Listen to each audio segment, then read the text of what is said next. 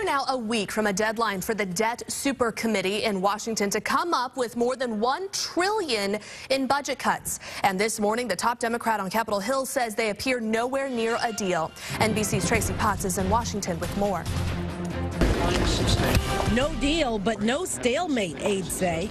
Both agreed that failure would not be good for the country.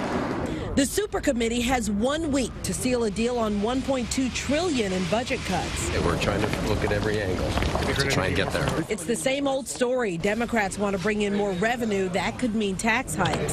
I've not seen indication the Republicans are willing to agree to this balanced approach.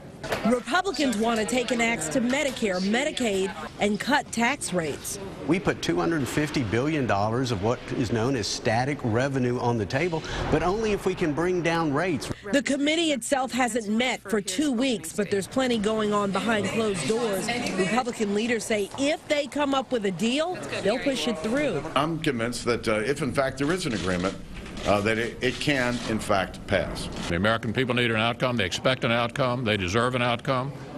And I expect to get one. If there is no deal, $1.2 trillion in automatic cuts kick in, half of it from the Pentagon. Tracy Potts, NBC News, Washington. And unless they cancel holiday breaks, Congress only has about 3 more work weeks before the end of this year.